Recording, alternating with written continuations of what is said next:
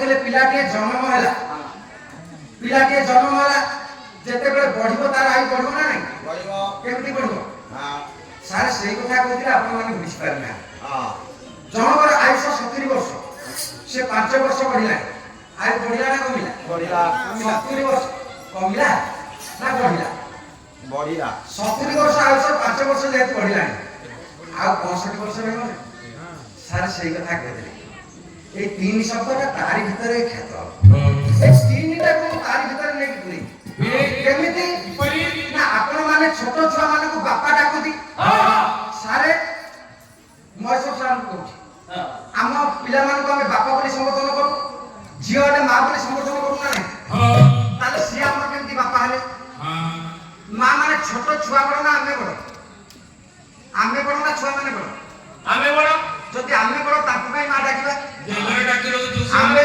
हम भावना गेलरे मां डाकुछ किंतु वास्तव रे छोट छुआ माने बड़ वास्तव रे माने बड़ छोट छुआ केमिति बड़ बापा ठीक हिसाबे ना आमर बयस वर्तमान 40 की 50 हे गला जे ता किछि वर्ष परे हमें मृत्युवरण करबा आ ताकरी परिस्थिति किछबा से आम आगर मरि की बचि सकले माने से आम आगरु मृत्यु हे की जन्म होई सारी ए हिसाब रे छोट छुआ माने हमर बापा आ मां परिवार अर्थ जन्म माने कहा होइबा हां मनीष तीन थर जन्म तीन थर जन्म होय तीन संख्या शुभ तीन संख्या शुभ तीन संख्या शुभ ताको शुभ होइबा नाही ना तीन संख्या शुभ ना केमिति विपरी ना मनीष छुआटे मां पेटरे पेटरु बाहरिला पर हमें जन्म होला बोली को मां गर्भरु बाहरिला पर छुआटे जन्म होय ना किंतु ता आगर से जन्म होई जाय ता आगर छुआटा मां पेटरे जन्म होई जाय बा मां गर्भरे जन्म होईछि मां पेटरे जन्म होईछि बोली से खाइ पी पडुछि ना छुआ खाउछि नै सारे खाउछि जति छुआ खाउछि झाड़ा परिषद तो करूथिबो सेही ते करछि छुआटे जति खाउछि मां गर्भ भितरे झाड़ा परिषद करूथिबो अच्छा जति झाड़ा परिषद करूछि मां पेटटा फुलै जे कि फाटि जीवा कथा ना कोन जे ताले छुआटे खाइ पी पडुछि नी जति पडुछि ता गर्भरे से जन्म होई सारिछि आमे बाहरिला पर जन्म कहूछि मना नै अच्छा जति खाउछि पिउछि बढुछि झाड़ा परिषद कुठी करूछि लाठी को क्या बाबा तू काई चलो बोलो कोठी को बाबा मां द्वारा मां जेमति झाडा होय सेम झाडा होय सेडी मां झाडा द्वारा मिसि जाउछि ना छुआ आधे गाउछि आधार छाडी जाउछि मां छुआर प्रोटीन दरकार मां प्रोटीन नै जाउछि माटा की सिधे तो प्रोटीन औषध खांति से हां बेसी आयरन बॉडी का खांति आयरन दरकार मां को आयरन होइबार को शक्ति शक्ति गुडा को खाउछि से जदि आधार खांता खदड़ा बाहरता आधार दिले सिना तार खदड़ा गुडा को बाहरता से शक्ति गुडा को नउछि छाड़ा परिसा जीव काई जे पेट खुलिबो दीवान मडई परिवार अर्थ मां गर्भरे थरे जन्म होइछि तापरे मां गर्भरु बाहर पदा को आसिला परे आमे ताको जन्म बोली कहउछि दी थर जन्म होला आउ केते बेले जन्म होला ना जेते बेले जीवात्मा परमात्मा कथार विचिन्न होला मां गर्भरे जीवनटा केमिति आसिला अनेक पाठ से पाठ ता आलोचना करिया इच्छा नै जेते बेले परमात्मा कथार जीवात्मा अलग हे के आसिला तार शरीर के लोडा होला शरीर नहले आसीबो केमि आज्ञा शरीर नहले आसीबो ना शरीर के लोडा होला ब्रह्म ठार अलग होला गोटे जन्म आसिला शरीर भितर मिसिला मां गर्भरे रहला दुई जन्म पता को आसिला तीन जन्म एठी पई गोविंद शब्दटी तीन थर उच्चारण हैला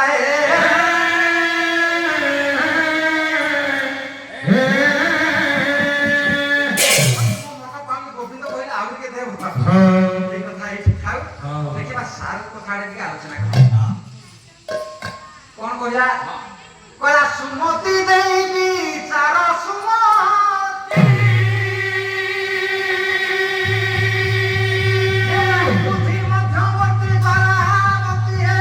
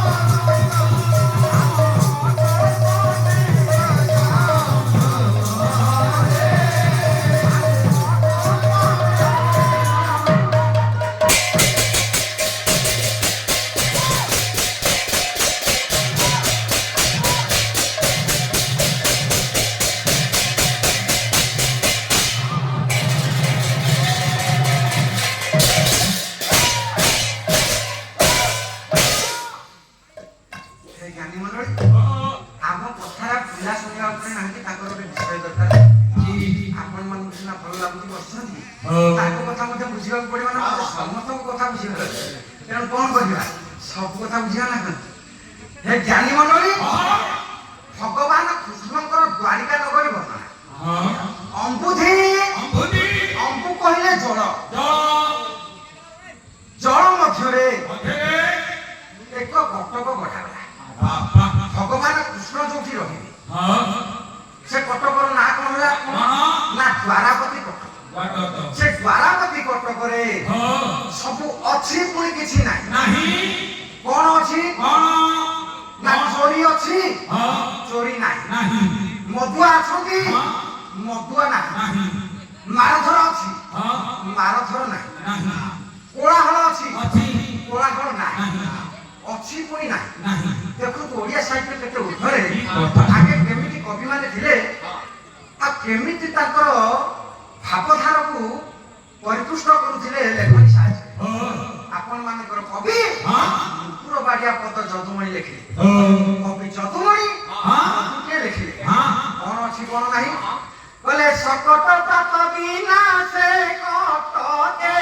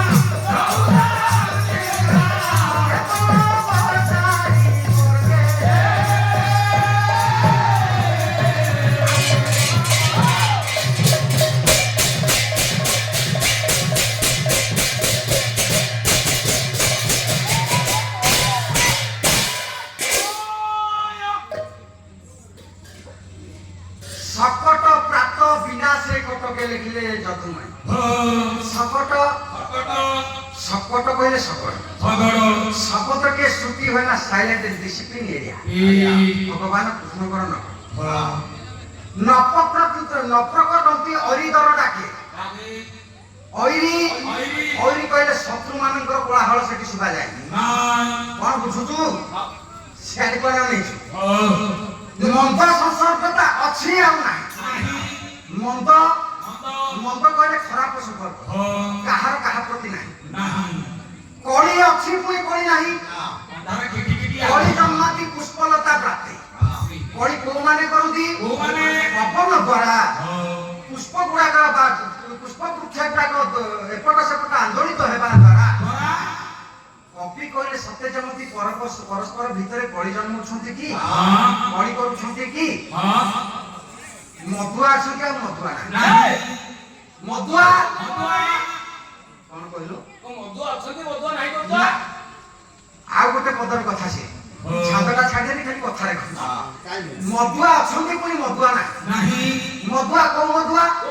ना मधुआ कहले मधुप मधुप कहले एते पुष्प वृक्ष द्वारा से आंदोलित होउछंती मधुप कहले भ्रमर गुडा अछंती मधुआ कितु ना ना ना रे मधुआ कितु ना केते चातुरी रे कवि सेते बेले व्यक्त करंती निजर भावधारा की भावना नाही कि ताको भंज सम्मान दे भंज आगोटे कत कहिले ना कहले गोचर अछि जाहि रे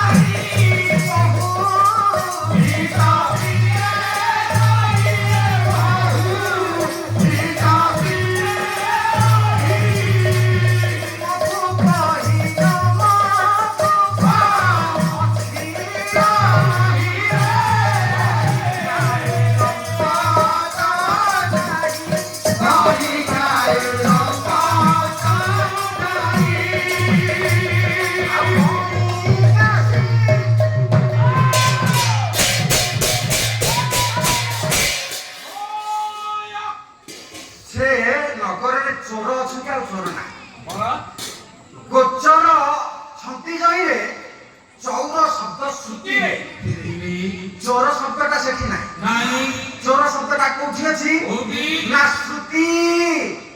ଶ୍ରୁତି କହିଲେ ବାପା ବେଦ। କେବଳ ବେଦ କି ପୁରାଣରେ ଚୋର ଶବ୍ଦଟା ସେତେବେଳେ କର୍ଣ୍ଣରେ ପଡେ, ସେ ନଗରର ବାସିଙ୍କ ପଡେ। କିନ୍ତୁ ଏତେ ଡିସିପ୍ଲିନ, ଏତେ ସାଇଲେଣ୍ଟ ଏରିଆ, ସେଠି ଚୋର ମାନେ ମଧ୍ୟ ନାହାନ୍ତି। କେତେ ଚାତୁରୀ, କେତେ ଭାଷାକୋଷ, କେତେ ଭାବଧାରା। ଦେଖେ ଭଞ୍ଜ ସାହିତ୍ୟ କି ସମ୍ରାଟ କବି ଭଞ୍ଜ, ଯେତେ କବି ଅଛନ୍ତି ତାଙ୍କ ଭିତରେ ରାଜା ବିଧାନ ମଣ୍ଡଳୀ ଲକ୍ଷ୍ୟ ଦେବେ। କଣିକା କହିଲେ ବେଶ୍ୟା, କଣିକା କହିଲେ ଫୁଲ ଯାଇ ଫୁଲ। ବେଶ୍ୟା ମାନେ ଅଛନ୍ତି, ବେଶ୍ୟା ମାନେ ନାହାନ୍ତି। କୋଉ ବେଶ୍ୟା ନାହାନ୍ତି? ନା ମନ୍ଦ ସଂସର୍ଗତା କରୁଥିବା ବେଶ୍ୟା ମାନେ ନାହାନ୍ତି। ଗଣିକା କହିଲେ ଫୁଲ ବହୁତ, ଫୁଲ ପୁଷ୍ପ, ଫୁଲ ଗଛ ଗୁଡାକ ଅଛନ୍ତି, ସେଟା ଆଲୋଚନା କରିବେନି। କହିବାର ଅର୍ଥ ଭଗବାନ କୃଷ୍ଣଙ୍କ ନଗରୀ ଯଦି ଏତେ ମର୍ଯ୍ୟାଦା ପୁରୁଷ ଭଗବାନ କୃଷ୍ଣ, ତାଙ୍କ ନଗରୀଟା ଏତେ ସୁନ୍ଦର ହେଇଥିବ। ଭଗବାନ କୃଷ୍ଣ ଅଛନ୍ତି। ଏକ ଦିନ ଘଟଣା, ଭଗବାନ କୃଷ୍ଣ ଦ୍ୱାରିକାପୁରରେ ବସିଛନ୍ତି। ନାରଦ ଆସୁଛନ୍ତି ଭଗବାନ କୃଷ୍ଣଙ୍କ ପାଖରେ। ଆସିବା ମାତ୍ରେ କହିଲେ ମୁଁ ତ ଯିବି ଟିକେ ଅଷ୍ଟସଖୀ ମାନଙ୍କ କୁଞ୍ଜ ଆଡେ ବୁଲିଯିବି। ଭିନ୍ନ ଏକ ନାଟକ ମୋ ଗୁରୁଦେବ ଗାୟକ ପୁରୁଷ ସତ୍ୟନାରାୟଣ ଜେନାଙ୍କ, ଏ ବହିଟାକୁ ସେ ବହୁତ ଭଲ ଫୁଟେଇଛି। ଆମେ ତ ସେମିତି କରିପାରିବାନି, ଦେଖିବାକୁ ଚେଷ୍ଟା କରିବା। ନାରଦ ଆସୁଛନ୍ତି, ଆସିଲା ବେଳେ ଟିକେ ଅଷ୍ଟସଖୀ ମାନଙ୍କର କୁଞ୍ଜ ଆଡେ ବୁଲି ଯାଉଛନ୍ତି। ନାରଦ ଆସ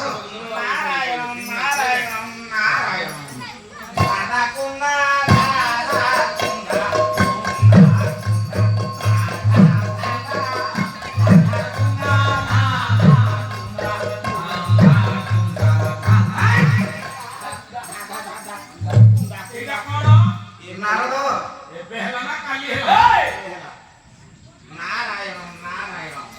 ନାରଦ ପଚାରିଲେ ଲଳିତାକୁ, ନାରଦ ପଚାରିଲେ ବିଶାଖାକୁ।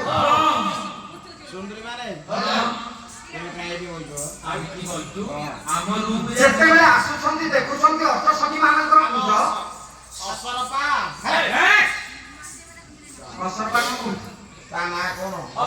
ସଖୀ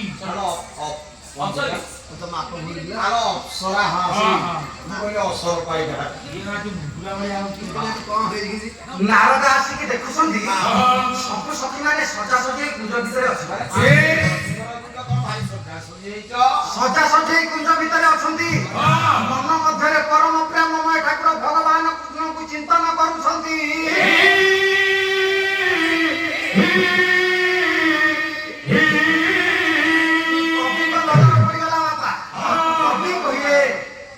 সখী গো মোর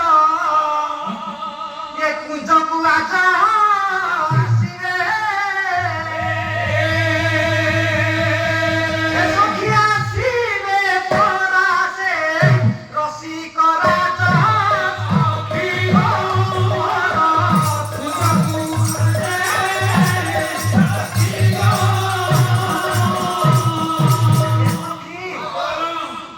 ମୋ କୁଞ୍ଜକୁ ଆଜି କିଏ ଆସିବେ ଜାଣିଛୁ ନା?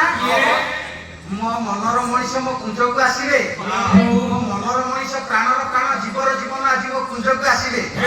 ତେଣୁ ଆଜି କେମିତି ସଜବାଜ ହେଇଛି ଜାଣିଛୁ? ରସଗୋଲା ଥୋଇଥିବ, ଛେନା ପରର ଥୋଇଥିବ, ଏଠି ମୋ କାନ୍ତା ଆଜି ଆସିଲି। ଯିଏ ଯାହା ସାମଗ୍ରୀ ସଜେଇକି ରଖିଛନ୍ତି ଭଗବାନଙ୍କ ପାଇଁ, ନିଜ ନିଜର ମନର ମଣିଷ ପାଇଁ କଣ ସବୁ ସଜେଇଛନ୍ତି? ଭାଙ୍ଗି ରଖିଛି ଗୋ ଚନ୍ଦନ ଚୁଆ, ଭାଙ୍ଗି ରଖିଛି ମୋ ଚନ୍ଦନ ଚୁଆ, ଭାଙ୍ଗି ରଖିଛି ମୋ ଚନ୍ଦନ ଚୁଆ, ଭାଙ୍ଗି ରଖିଛି ମୋ ଚନ୍ଦନ ଚୁଆ। ଆଉ ଆସିବେ ବୋଲି ଭାବି ନଦିଆ ସଖୀ ଗୋ ମୋର କୁଞ୍ଜକୁ ଆଜ ଆସିବେ, ସଖୀ ଆସିବେ ପରାସେ ରସିକ।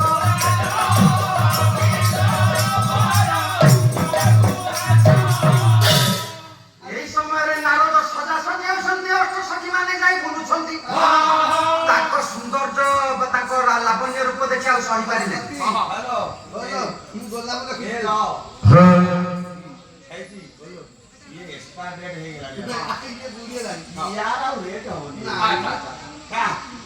ମୋର ରେଟ୍ ଅଛି ହଁ ଶହେ ଶହେ ଆଚ୍ଛା ଇଏ ଏଇଟା ନାଚୁରିଟା ନାଚୁରି ନାରଦ ତାଙ୍କ ରୂପ ସଦାରେ ଆଉ ସହିପାରିଲେନି।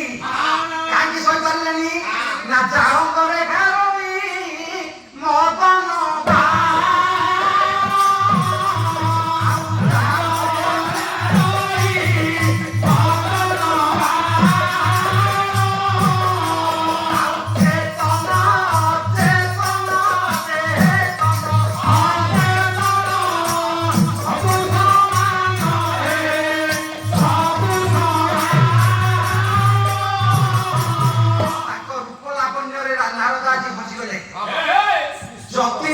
ଦେବଜ୍ୟୋତି ନାରଦ ସବୁଠାରୁ ଶ୍ରେଷ୍ଠ ଜ୍ୟୋତି ଶ୍ରେଷ୍ଠ ବାବାଜୀ। ଏତେ ସାଜସଜ୍ଜା ହୋଇଛନ୍ତି ଆଜି ସଖୀମାନେ ନିଜକୁ କଣ୍ଟ୍ରୋଲ କରିପାରିଲେନି, ନିଜକୁ ନିଜ ଭିତରେ ହଜେଇ ଦେଲେ। ସଖୀମାନଙ୍କ ରୂପକ ସୌନ୍ଦର୍ଯ୍ୟ ଦେଖି ତାଙ୍କମାନଙ୍କ ଭିତରେ ହଜିଗଲେ। ସଂସାର କରିବା ପାଇଁ ମନ ହେଲା। କନ୍ଦର୍ପର ପଞ୍ଚସ୍ୱର ବାଜିଲା। ବାପା କନ୍ଦର୍ପ ଯାହାକୁ ପଞ୍ଚସ୍ୱର ମାରିଛି ସେ ଆଉ ବଞ୍ଚିବ? ଜୀବନ ଯୌବନରେ ଫଗୁଣ ଆସିଲା, ମୋ ଯୌବନ ସମୟ ହେଇଗଲେ ମନ କଣ ଖୋଜିବ କି ନାହିଁ? ଯୌବନ ପରା ଚୌବନ ବୟସରେ ଆସେ ତୋର ଆସିବି ନା ହଁ ଆଜ୍ଞା ତୋ ବୋପାର ଆଇଥିବ। ଆଉ ଆଜିକାଲି 16-17 ବର୍ଷରୁ ବି ଆସିଲାଣି। ଯୌବନ ଆସିଲେ ଆମକୁ ଅନଙ୍ଗ ସ୍ୱର ମାରିବ। ଆମ ଭିତରେ କାମଜଳ ଆସିବ। କାହିଁକି ଏ କଥା ମୁଁ କହୁନି? ଆପଣ ମାନଙ୍କର କବି ଅଭିମନ୍ୟୁ ସାମନ୍ତ ସିଆର ପରା ସେଇ କଥା କୁହନ୍ତି। କଣ କହିଲେ? କହିଲେ ଅନଳ ନୁହଇଁ। କବି କହୁଛନ୍ତି ଆମେ ଗାଉ। ଯୌବନ ଆସିଲେ ଆମ ମନର ଅବସ୍ଥା କଣ ହୁଏ? କହିଲେ ଅନଳ ଗୋଟିଏ ପଦ ଛାନ୍ଦ ହେଲା ରାଗ ଚୋଖ। କହିଲେ ଅନଳ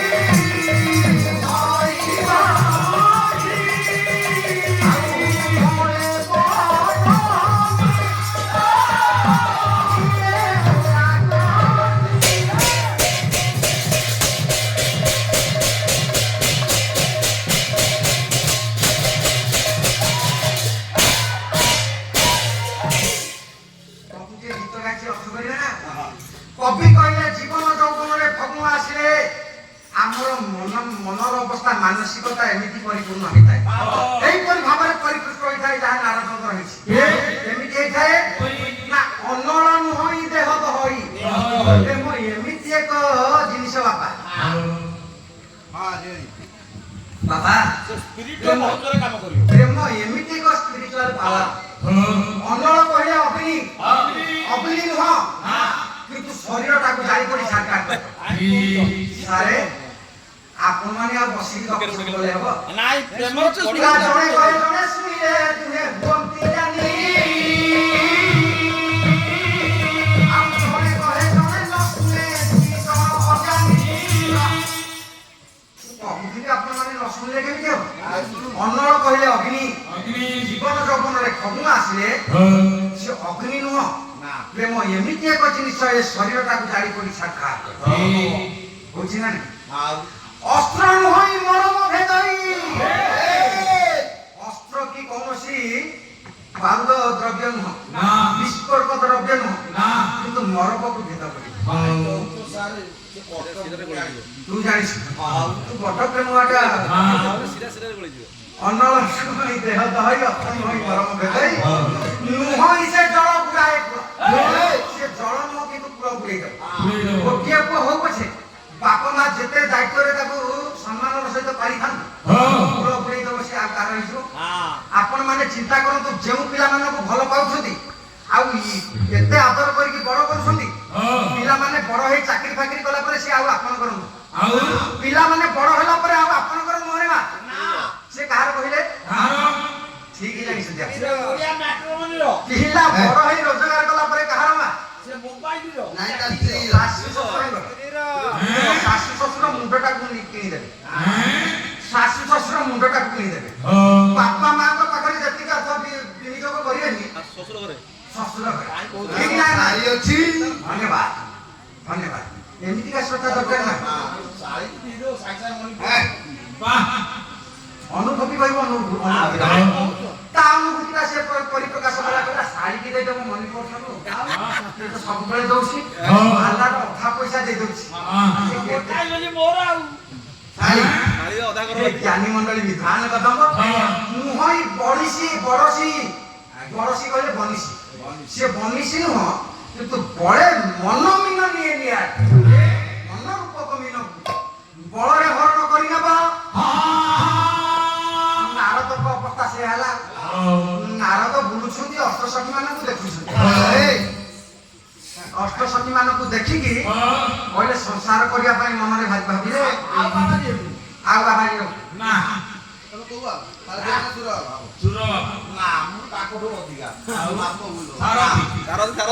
ପାଇଲି କେମିତି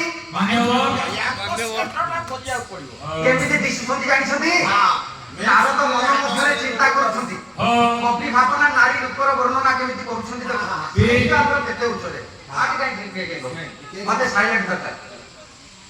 କଣ କହୁଥିଲି? କବିଙ୍କର ଭାବନା କେତେ ଉଚ୍ଚ କେମିତି ଦିଶୁଛନ୍ତି। ନାରଦ ତାଙ୍କ ହୃଦୟ ପଟରେ ହୃଦୟ ଦର୍ପଣରେ ଦେଖୁଛନ୍ତି। କହିଲେ ସାତ ବାର ଭୋଗ ନାଇଁ ପାଟି ଏ ରାହୁ ହୋଇବ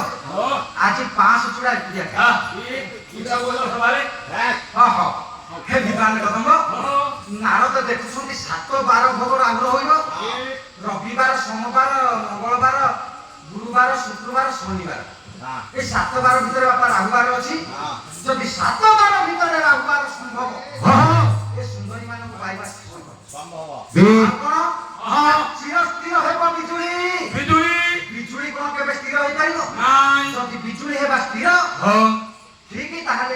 ସୁନ୍ଦରୀ କି ତୁମେଇ ପାରିବ ବି ସପନ ଧନ କି ମଣିଷ ହୋଇବ ହଁ ସପନ ଧନରେ ବାପା ମଣିଷ ହେଲାଣି ନା ଏ ନାଗରୀ ସଂଘ ହୋଇବ ହଁ ଯଦି ଏ ସବୁ କଥା ସତ୍ୟ ସତ୍ୟ। ତାହେଲେ ଏମାନଙ୍କ ଭିତରୁ କାହାକୁ ଜଣକୁ ପାଇବାଟା ସତ୍ୟ ହଁ ଚିନ୍ତା କଲେ ନାରଦ ୟାଙ୍କର ମାନସିକତା ଯାହା ଅଛି କେବଳ କୃଷ୍ଣ କୃଷ୍ଣ କୃଷ୍ଣ କୃଷ୍ଣ ବି କୃଷ୍ଣ ପ୍ରେମରେ ପରିଛନ୍ତି ହଁ ତାକୁ ପାଇବାକୁ ହେଲେ ମତେ କୃଷ୍ଣଙ୍କ ପାଖକୁ ଯିବାକୁ ପଡିବ ବି ତେଣୁ ନାରଦ କାଳ ବିଳମ୍ବ ନ କରି ହଁ ଭଗବାନ କୃଷ୍ଣଙ୍କ ପାଖରେ ଆସି ପହଞ୍ଚିଲେ ହେ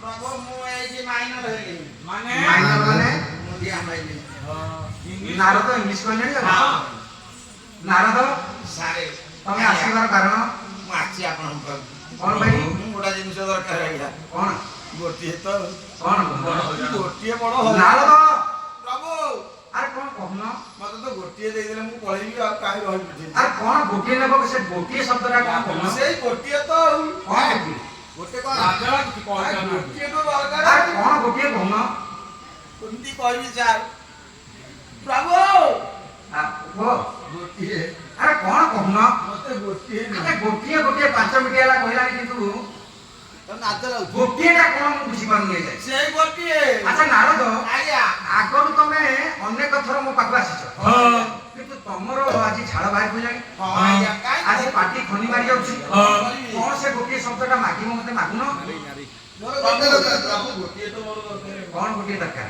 ଗୋଟିଏ ନାରୀ ଦରକାର ଇଏ ନାରଦ ତମେ ଦେବଦତ୍ତୀ ନାରଦ ସବୁଠାରୁ ଶ୍ରେଷ୍ଠ ବାବାଜୀ ହଁ ଆଉ ତମେ ବାବାଜୀ ପୁଣି ଘର ସଂସାର କରିବ ଭାବିଲଣି ହଁ ଘର ସଂସାରଟା କେତେ କଷ୍ଟ ଜାଣିଛ ହଁ। ତମେ ବାବାଜୀ ହେବେ କଣେ କଣେ ବାବାଜୀ କଣ କଣ ହେବେ ସେ କଳି ଯୁଗରେ ଅନେକ ବାବାଜୀ ଧରିଥିଲେ ଶିଷ୍ୟ ଜଣେ ନଥିବେ